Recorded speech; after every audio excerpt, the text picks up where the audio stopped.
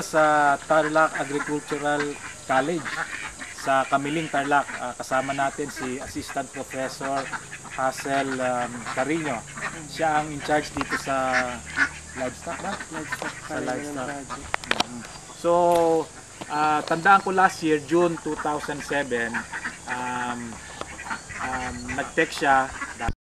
Napakinggan yung programa namin Dito po sa DCAS kay DCAS kay John Enriquez, So nag-request siya na deliveran dito sa sa Tarlac ng 2 kilong atobi at itatry niya daw sa kanyang itikan. So nandito tayo sa itikan niya after ilang months? 9 months. So Professor Hazel, ano po ba yung problema nyo noon bago nyo nasubukan yung atobi at sabi nyo gusto nyo itry yun? Yun nga po, mababa yung kanilang pangitlog Tsaka maraming yung namamatay, sir. So sa pangitlog, anong laying rate nila noon? Ilang percent? Nasa kwan lang yun, sir, 60. 60. So pero nag-increase siya mga 75. Yung other factors kasi, sir, wala itong bubungan dati. Tapos nung nag-lay kami, yun na tumaas na. Ano na ngayon ang laying efficiency natin? Yung 75 sila, sir. Ayun. Kasi bago lang silang nagtanggal ng kwan, balahibo. Nangulag po sila. So tapos so maliban doon sa laying efficiency, sabi niyo may sakitin. Oo, sir. Anong yung prolapse po, yung malaking itlog. Bumubuka yung puwerta. So namamatay na sila. Pero ngayon wala naman na, Eric. Saka yung cancer, yung pang-cost nila. Yung cost na yung soft shelled nabawasan. Ngayon ba meron pa ba kayong mga supplement na binibigay pa o wala, pizza lang at saka atobi lang? Ano bang pizza ang ginagamit niyo, regular grade o premium grade yung inaano? Regular po yun kasi mas mahal yung premium. Pero okay na yun sa So yung wala paano yung ilan yung population niyo ng Ito lang lahat, sir. Nasa 400, sir. 400. So including yung male. Hindi na kayo nagbe-breeding o tuloy balutan na yan, ganon. Balutan, sir, tsaka fresh eggs. So ayaw niya na mag-expand, ganyan na lang. Hindi mag-expand kami, sir, kasi kami na lang yung mag-hatch. Pero tatagdagan namin mga 1,000 siguro next year. Kaya lang ilabas namin ito totally para pareho sila ng age. Kasi mahirap na. Saan nyo dadalhin ito? Porkaling na. Ikakal na. Okay. So masasabi ba natin na itong 400 heads nyo ng self-sustaining na yan? Ibig sabihin, pag sinabi natin self-sustaining, yung gastos niyan at saka yung benta nyo, pwede na silang kumikita pa kayo doon, Kumikita naman sir, kasi parang minus labor, parang mga 250 ganun yung everyday. 250 pesos ang okay yun Okay. Pero more numbers of birds, mas profitable. Siyempre, So itong area na to, this can hold up to 1,000 sa ang tansya mo? Pwede siya. Okay. So sila confined na dito, enclosed na, hindi na sila lumalabas? Hindi, kasi wala kaming area na Ayun. So meron na lang silang maliit na pan doon, lubluban. Once a week. So yung yung atobi, paano nyo ina-administer? Kasama po ba sa feeds o sa tubig o paano po ba? Para yung iba natin mga gustong matuto at makaano ng ibang kaalaman, paano po masasabi natin sa kanila? Ang ginagawa po namin, sir, sa tubig nilalagay, tuwing umaga, yan, naghahalo na kami. Then kung maubos sila yung tubig, meron kaming drum doon na para enough for throughout the day. Ilalagay din namin yun ng nakaano na doon, nakatimpla na. So good for 24 hours kumbaga. Hindi, o 12 hours. 12 hours lang kasi sa gabi doon sila. Doon may sila doon. May inuman din sila, sir. So pumapasok pa pala sila doon. Kasi pag may tubig doon sa paitlogan, nababasa, nare-reject yung itlog. Ang paitlogan dito? Dito sa loob. Sa loob.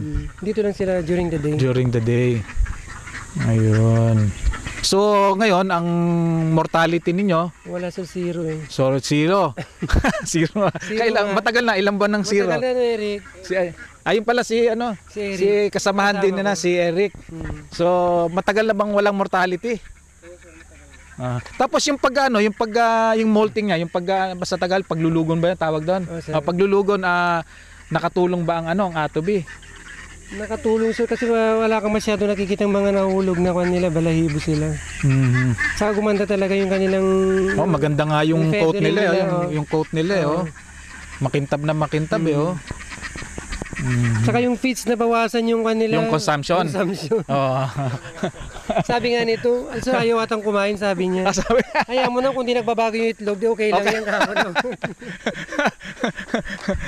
okay yun ha. Walang problema yung kahapon. Basta so matipid na tayo sa feeds, walang mortality, maganda ang laying efficiency natin. Sa tingin niyo pagka na-improve pa to, tataas pa siguro yung laying efficiency, ano? Oo. So, saka di na kami naglalagay nga ng yung vitamins. Vitamins, matipid ang pag-aalaga. Okay, very good. Maraming kung minsan nawawalan si BJ, pinupus ko siya na bumili naman siya. nung sa ina dyan, hindi yata siya bumili. May kasama siyang yung kapilido mo, Carreño din Olsano ata. Kaya tinext ko nung pupunta si Sir Bong dito kako. Magpakuha ka na para hindi ka maubusan ka. Hindi naka-order na ako sa kanya, sabi niya. Yun naman pala naka-order niya. So maliban kasi nung last year, ang sabi mo nga professor dito muna sa mga itik mo gagamitin. Yes, so maliban dito saan niyo pa i-apply yung paggamit ng atobi? Trinay po namin sa kambing po. Sa kambing. So, tanda ko rin noon, may nag-text kayo sa akin, may problema sa kambing, di ba? So, lipat tayo sa kambingan nyo. Nandito tayo sa goat shed ng Tarlac Agricultural College at gaya na nabanggit ko kanina, nagkaroon daw ng problema sila dito sa kambing. Paliwanag lang po yung mga problema natin noon, Professor. Yung una yung pagtatay ng mga maliliit na kambing. Scouring. Sir. Aha. Mahirap i-control talaga. Ano sila yung yung pinapastol ba sila? Sir, semi-confinement. Kalahati sa sa kwan. Sa araw nakagalat sila kalahating araw. After that, ikukulong na naman. Kukulong na. Ngayon yung sa tingin nyo, anong dahilan kung bakit sila nag-scouring? Kasi maraming dahilan yan. Ano po ba ang sa tingin yung nun? Maaaring nakakuha sila ng mga nakakain sila ng itlog ng uod sir sa damuhan. So may namatay po ba nun o? Meron din po kami namatay. Meron kayo namatay nun? Sir. So pero nung nabigyan ng hindi ba ako naglagay noon nung may mga namatay saka ko lang uli na naalala yung atobi nga na. So nung nagbinigyan niyo na ng atobi. Kasi kami nalagay ng antibiotics. Hindi talaga ma-arrest yung So naisip ko kaya nga pumunta uli ako sa San Carlos. Bili ako ng 2 kilo ng atobi. So nung in-apply nyo, ayun sa nag-subside at saka huminto na yung pagkamatay nila. Kasi yung isa ring cause ng kasi kung nag-i-spray ba kayo diyan ng mga pesticide, mga sir, kasi sa mga mangga. Hindi sa mga vegetable ng kasama ko. Ayun. Kasi siyempre may leaching yan di ba? May leaching yung tubig, umaano yan. So hindi ka napapastol din yun sa mga gulayan dati. Yun nga. Kaya yan ang spray nila yung pang herbicide. Ayun. Kaya isang cause kaya hindi lang diarrhea yan, talagang masisira yung Kaya sabi ko sa kanya, minimize niya yung pagpastol sa